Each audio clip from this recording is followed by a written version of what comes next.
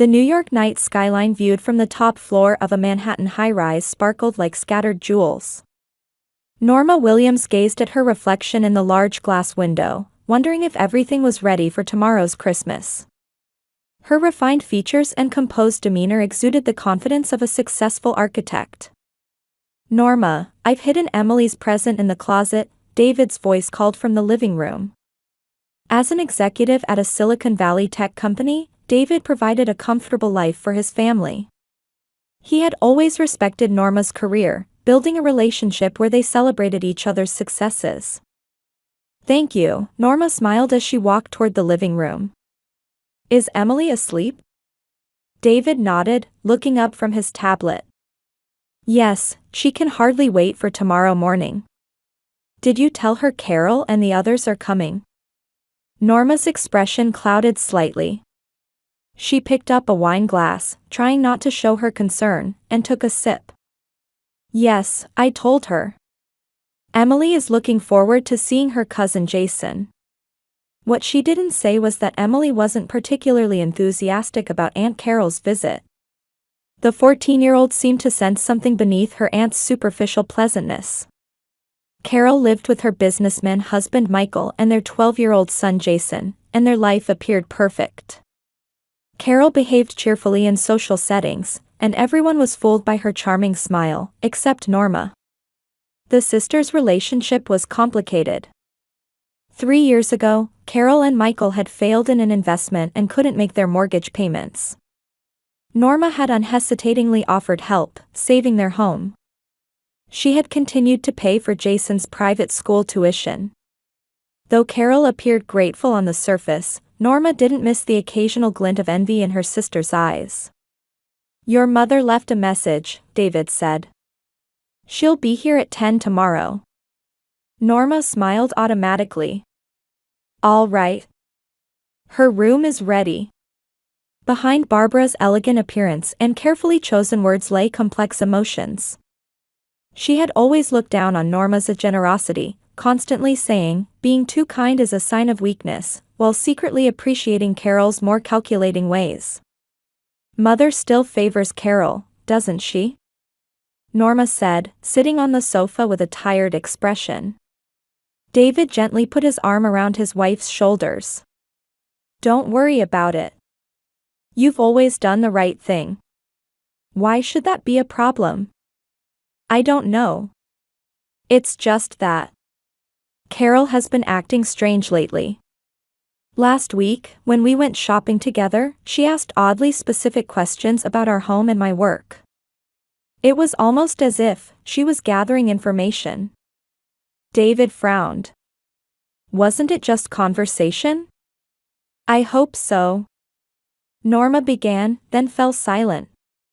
She feared giving voice to her anxieties would make them real. "Maybe I'm imagining things." The truth was that Norma had begun to sense something dark in Carol. The coldness behind her sister's smile, the meaningful glances Barbara and Carol exchanged in front of Norma, and Carol's unnatural attitude toward Emily. All these were signs that something was wrong. The living room clock struck 11. Outside, snow had begun to fall softly, covering Manhattan's buildings in white. Tomorrow was Christmas, a special day when family would gather, exchange gifts, and spend time together. Norma exhaled deeply. Tomorrow would surely be wonderful, she told herself, even as anxiety crept into the depths of her heart. On Christmas Eve morning, Emily woke early and helped with the final touches to the living room decorations. Like Norma, she was intelligent, considerate, and had an artistic sensibility. "When is Aunt Carol coming?" Emily asked while arranging presents under the Christmas tree. "Around noon, I think," Norma answered. "I'm glad we found that gaming system Jason wanted." Emily smiled, but her eyes revealed a touch of envy. "Jason's present was really expensive, wasn't it?" "That's not an issue, Emily. We're family. We do whatever we can to make each other happy." Emily nodded silently. She understood her mother's kindness and generosity well. But she sometimes wondered if Aunt Carol truly appreciated that kindness. Shortly after noon, the doorbell rang. Carol, Michael, Jason, and Barbara had arrived.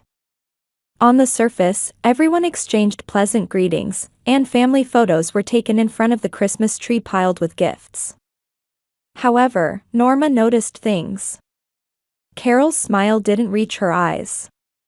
Barbara made a sarcastic remark about the luxury of Norma's penthouse. "This is quite extravagant, isn't it?" And most of all, the strange look Carol gave Emily. At dinner, Barbara whispered something to Carol, and they exchanged meaningful smiles. David noticed it too and asked Norma after the meal, "Don't you think something feels off?" "I feel it too," Norma replied softly. "But tomorrow is a special day. I hope nothing goes wrong." Christmas morning, Norma woke early. Outside, snow continued to fall silently, covering Manhattan in a white blanket. She was brewing coffee in the kitchen, mentally organizing the day's schedule. Gift exchange, family breakfast, and afternoon dinner. Taking a deep breath, she hoped everything would go perfectly. "Good morning, Mom." Emily appeared in the kitchen in her pajamas, her eyes shining with excitement. "Merry Christmas, Emily." Norma embraced her daughter. "Dad's still sleeping. I was thinking of bringing him coffee to wake him up." "What time are Grandma and Aunt Carol coming?" "They said they'd be here by 9. Everything's ready, so don't worry." The living room was decorated with a large Christmas tree, and colorful gifts were arranged beneath it. Norma had prepared expensive presents for Carol, Michael, and nephew Jason. She always wanted to give her sister's family the best. At 8:30, David woke up. He kissed his wife and daughter, exchanging Christmas greetings. "How do you think today will go?" David quietly asked Norma. "The atmosphere was a bit strange last night." "It'll be fine," Norma forced a smile. "It's Christmas, so let's all have a good time." At 9 o'clock sharp, the doorbell rang. Barbara entered first, followed by Carol, Michael, and Jason. Warm greetings were exchanged on the surface, but Norma sensed something cold behind Carol's smile. "Merry Christmas," Carol said, hugging Norma. Her voice was sweet, but her eyes weren't smiling. Barbara gave David a perfunctory greeting before turning to Emily. "Emily, Grandma's gift for you is special. Look forward to opening it later." Emily smiled politely, but at that moment, Norma didn't miss the meaningful glance exchanged between her mother and sister. The family gathered in the living room and began exchanging gifts. Jason received a large box first, a gift from Norma and David. "Can I open it?" Jason looked at his mother, Carol. "Of course, it's from Aunt Norma and Uncle David." Carol's voice carried a hint of sarcasm. When Jason opened the box, the latest iPhone appeared. "Wow! It's the newest model," he exclaimed. "Norma, David, such an expensive gift," Michael said, looking confused. "Don't worry about it," Norma smiled. "I heard Jason wanted one." Carol uttered perfunctory words of thanks, but her eyes remained cold. She looked at Barbara and nodded slightly. As gifts continued to be opened, Emily received a present from Carol and Jason. Her face was full of anticipation. "Mom, what could this be?" Emily showed Norma a small, beautifully wrapped box. "It's wrapped so prettily."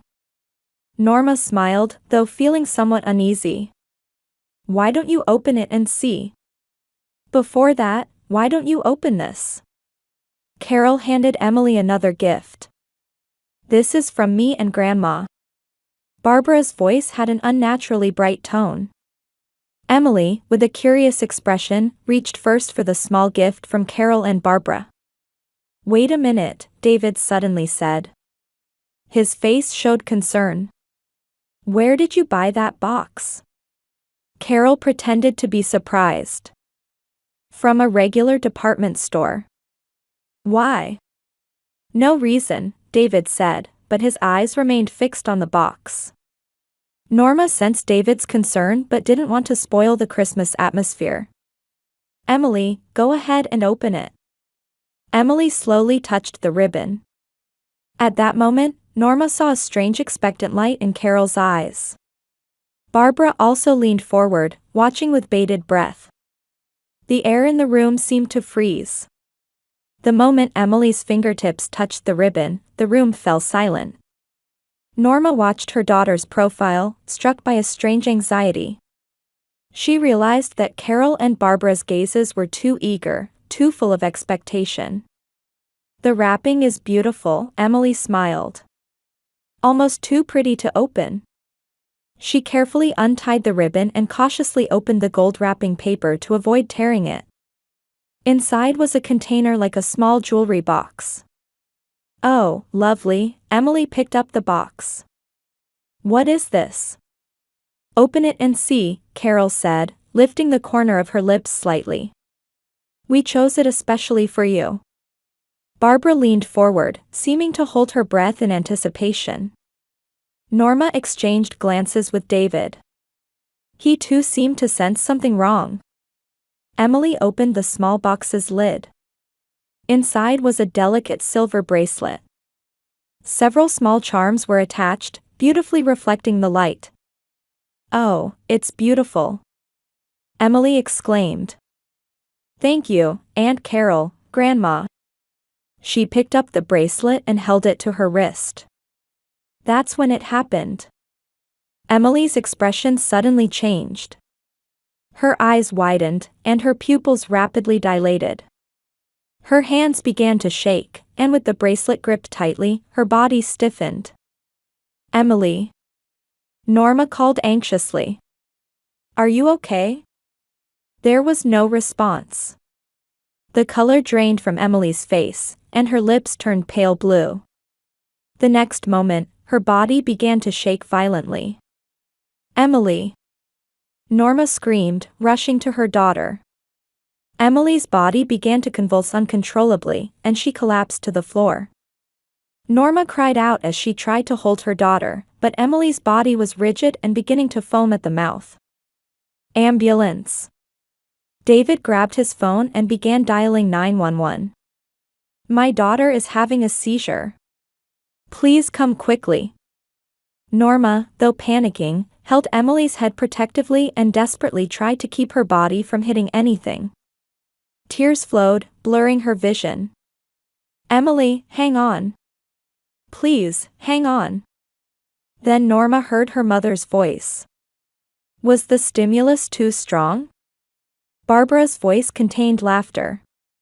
Norma looked up in confusion and saw her mother. Barbara was covering her mouth with her hand, but her eyes were coldly gleaming. Beside her, Carol said, "The perfect surprise, isn't it?" Those words pierced Norma's heart like ice shards. She stared at her sister in disbelief. Carol's expression showed not fear or concern, but a kind of satisfaction. "What are you saying?" Norma shouted. "Emily is..." She couldn't finish her sentence. Emily's convulsions grew more violent, and her complexion turned gray. "Hurry!" David shouted into the phone. "My wife says our daughter has lost consciousness and is convulsing violently." Michael finally seemed to come to his senses, standing up and saying, "Is there anything I can do to help?" His face showed genuine concern. Jason sat frozen on the sofa, paralyzed with fear. "Water," Norma said in a trembling voice. "Bring some cushions." Amid the chaos, Barbara and Carol barely moved. They stood slightly apart, talking in low voices. Norma noticed this but was focused entirely on Emily. "The ambulance will be here soon," David placed his hand on his wife's shoulder and said in a shaking voice.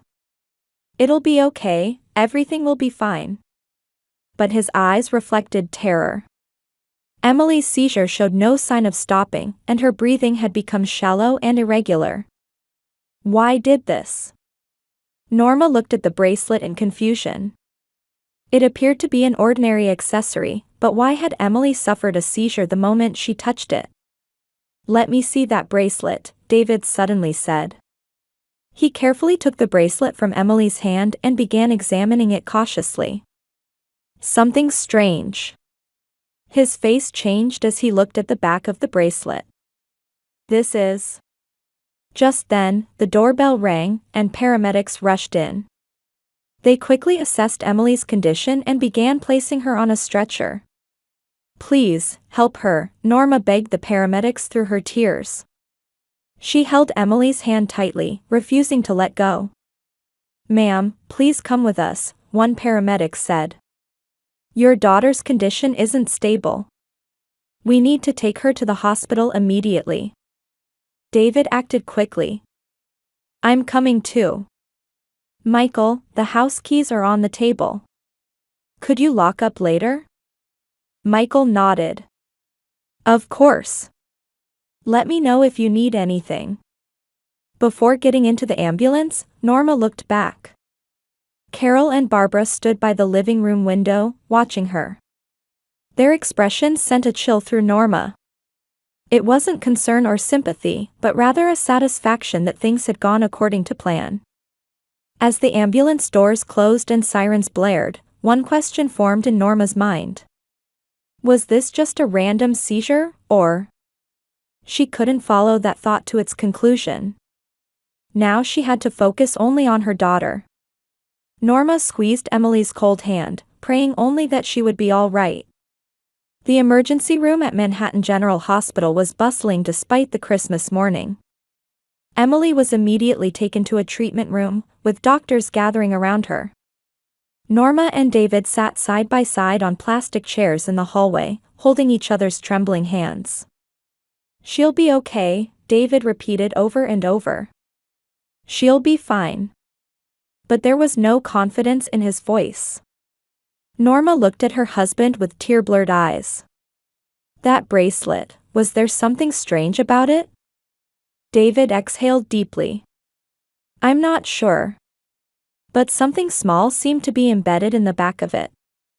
I gave it to the doctor just in case." "A device? What do you mean?" The color drained from Norma's face. "Surely not." She couldn't finish her sentence. Footsteps sounded from down the hall, and Carol and Barbara appeared. Michael and Jason were with them. Michael's face showed genuine concern, but Carol and Barbara's expressions were oddly calm. "How is Emily?" Michael stepped forward to ask. "The doctors are examining her," David answered curtly. His voice was cold. Carol tried to sit next to Norma, but David stood in front of his wife. "Could you please keep your distance?" he said in a low voice. "Excuse me." Carol opened her eyes wide in surprise. "We're family.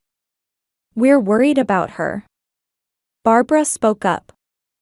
"David, stop that attitude. We came because we're concerned about Emily." Norma stood up and stared at her mother and sister. "Really? What was that reaction earlier? When Emily collapsed on the floor, you were laughing." "That's not true." Carol's voice rose. "I was in shock and didn't know how to react."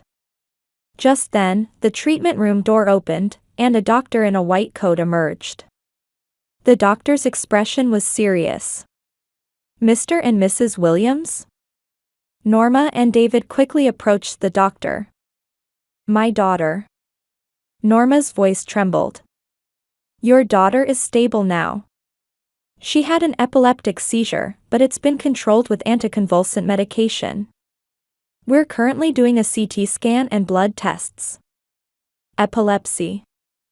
David asked, looking confused. "But Emily has no history of epilepsy." The doctor nodded. "That's why we're investigating what might have triggered the seizure. We're also examining the bracelet your husband gave us." Carol took a step back. Barbara gasped. "Examining it? Why?" Barbara's voice showed agitation. The doctor turned around and looked at Barbara. And you are. I am her grandmother, Barbara said, straightening her back. The doctor nodded briefly. Mr. and Mrs. Williams told me the seizure occurred immediately after touching this bracelet. We're examining it thoroughly as a precaution. As time passed, the tension in the hospital hallway only increased. Michael took Jason to the cafeteria, while Carol and Barbara anxiously paced up and down the corridor. Norma and David were allowed to wait at Emily's bedside, hoping for her to regain consciousness. 3 hours later, the doctor entered the room with CT scan results in hand. His expression had grown even more serious. "Did you find anything?" Norma stood up to ask. The doctor led them a short distance from the bed. "We're seeing abnormal brain wave patterns. These are typical signs of an epileptic seizure. However, there are no structural abnormalities in your daughter's brain." "Meaning?" David asked. "Something likely induced the seizure," the doctor chose his words carefully. "Actually, a technician examined the bracelet. A small electronic device was embedded in it." "Electronic device?" Norma's voice rose. The doctor nodded. "A device that generates low-frequency waves. Certain electromagnetic frequencies can trigger epileptic seizures. This device was designed specifically to produce such frequencies." Norma and David were speechless. It took several seconds to comprehend the doctor's words. "So?" David's voice shook.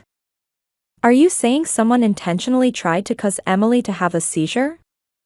The doctor's expression hardened.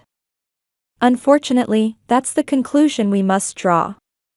This device couldn't have been made by accident. It's a precisely crafted low-frequency generator."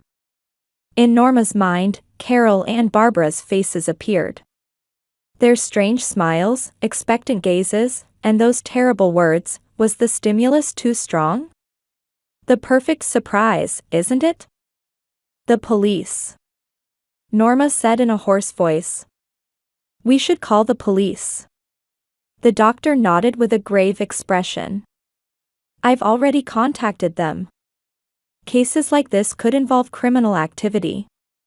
Investigators will be here shortly."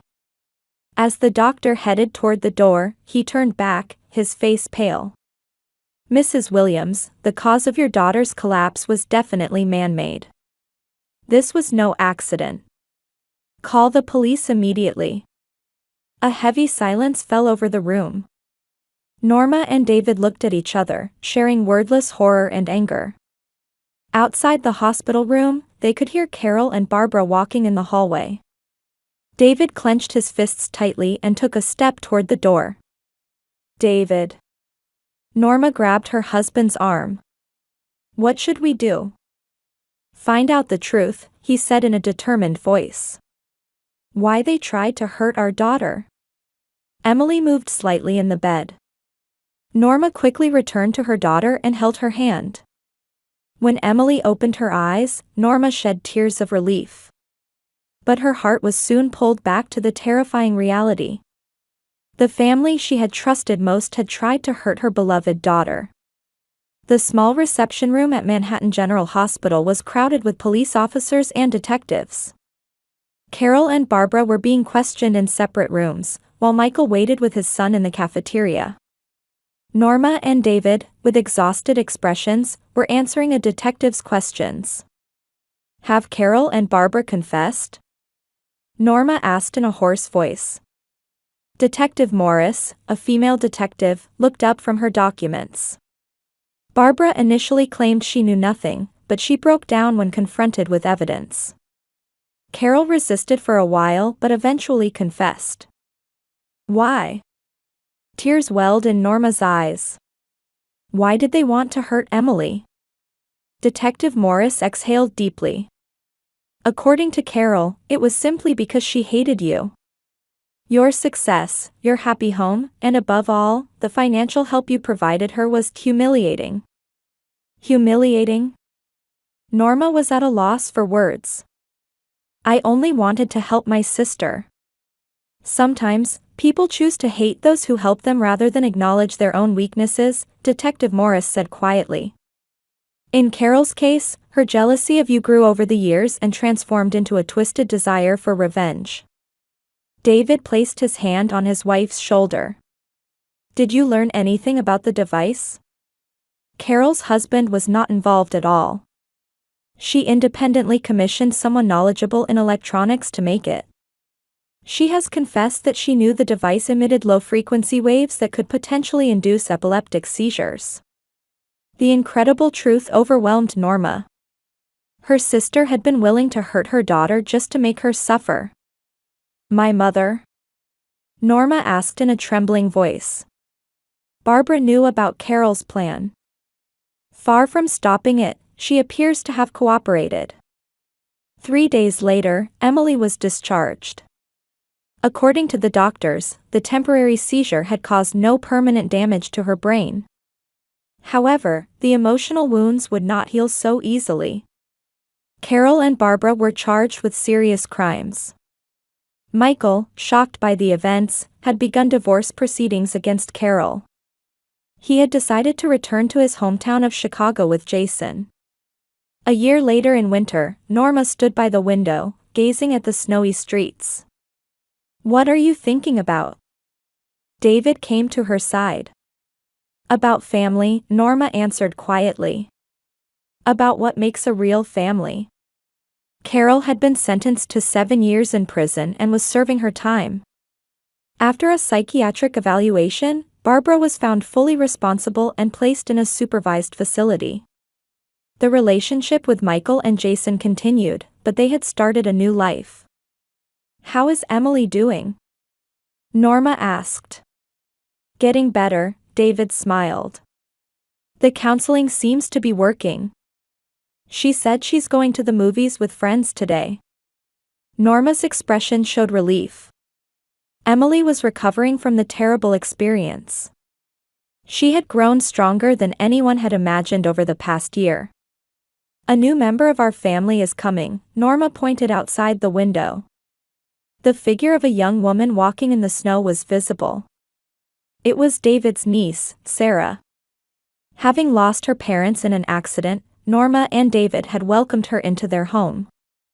I've realized there are things more important than blood ties, Norma said quietly. True affection, trust, and caring for each other. David squeezed his wife's hand. They had been hurt, but through those wounds they had found new bonds. The Christmas tree lights warmly illuminated the room, and outside, snow continued to fall silently.